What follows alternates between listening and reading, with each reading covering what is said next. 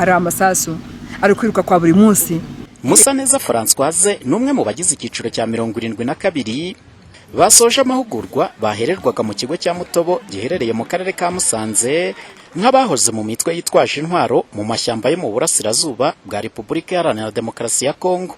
Avuga ko ubuzima bushaririye bari babayemo aribwo bwatumye afata ya mbere agataha mu rwamubyaye. By'ukuri akazi kacu ka buri munsi kuko twagezeho umuriro umaze kutubana mwinshi ubwije kuri umuriro umanye mwinshi nashatse Imana ndayibona.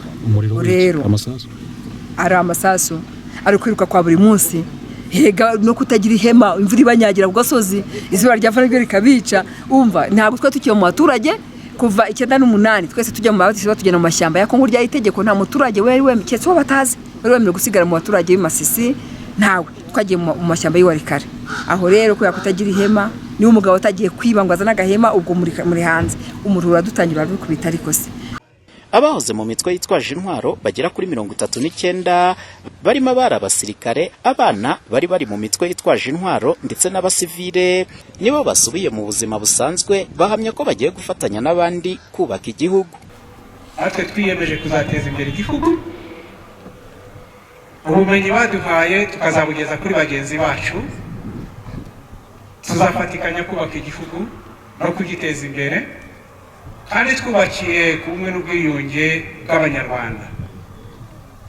Tuzubaka kandi tuzafata Perezida wa Repubulika mu mugongo mu rugendo rurerure rwo kubaka ubumwe n'ubwiyunge bw'Abanyarwanda.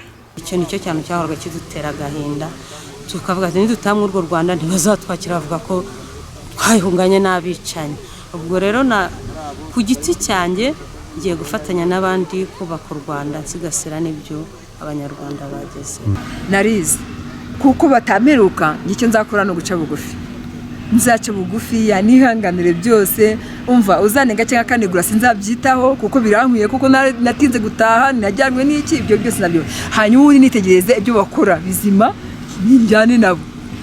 njyane nabo niragira iteza imbere nicyo kintu nawe wenyine nanjye ngira inzu ngira amafaranga ngira isura nziza umva nanjye iteza imbere se nabo. Perezida wa komisiyo y'igihugu ishinzwe gusubiza mu buzima busanzwe abasirikare Nyirahabineza Valerie avuga ko abo bose basezerewe bahawe ibishoboka byose bizabafasha kuba mu muryango nyarwanda.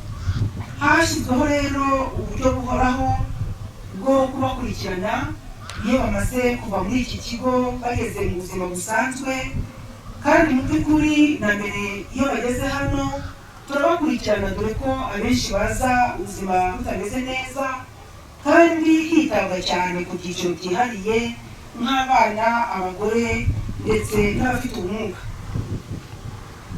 Uyu munsi rero turashimira byimazeyo abantu 39 tugiye gusezerera bahisemo kwitandukanya n'intekerezo mbi zo kuba ishyanga zo gutera igihugu cyababyaye bahitamo gutahuka ku bushake. Banyakubahwa nejejwe no kubamenyesha ko abo dusezerera uyu munsi bose hano bahisemo gutahuka ku bushake.